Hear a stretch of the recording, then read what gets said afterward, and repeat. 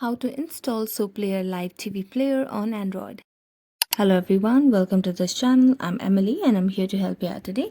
So without any delay, let's get started. Now first of all, go to any browser that you have. Here I'm going for Google Chrome, and on the search bar just search for SOPlayer live TV player.